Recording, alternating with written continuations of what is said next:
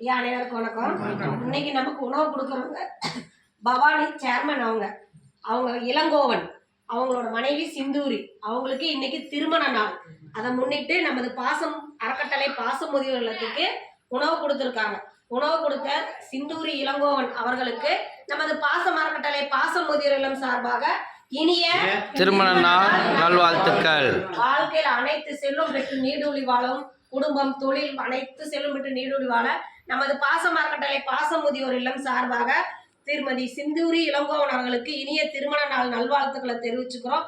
உணவு கொடுக்குற அவங்களுக்கு நாம இறைவன்ட்டு ஒரு பிரார்த்தனை வச்சுக்கலாம்.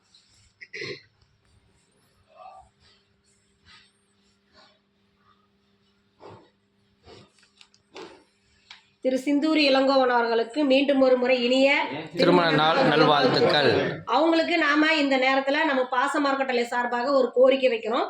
என்னன்னு கேட்டீங்கன்னா, நமது பாசம் அறக்கட்டளை பாசம் முதியோர் இல்லங்கள் ஆரம்பிச்சு 2 வருஷமா வாடகை கடத்தல் தான் நடத்திட்டு இருக்கோம். நம்ம அரசுல அனைத்து அனுமதியும் வாங்கியாச்சு. இப்போ நம்ம சொந்த கட்டடத்துக்கு உண்டான முயற்சி பண்ணிட்டு இருக்கோம். அதுக்கு இப்பெல்லாம் வெளியே நம்ம ஒரு டொனேஷனா கேட்டுட்டு இருக்கோம்.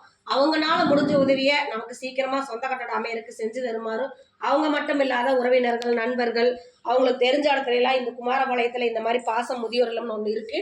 அங்க 35 நபர்கள் கொண்ட ஒரு முதியோர் இல்லம் இருக்கு. அவங்களுடைய வாழ்வாதாரத்தை பெருக்கிறதுக்கும் இன்னும் நிறைய முதியவர்கள் வந்து கேட்குறாங்க. எங்களுக்கு இடவசதி பத்தாதனால நாங்கள் சொந்த கட்டடத்துக்கு முயற்சி பண்ணிட்டு இருக்கோம்.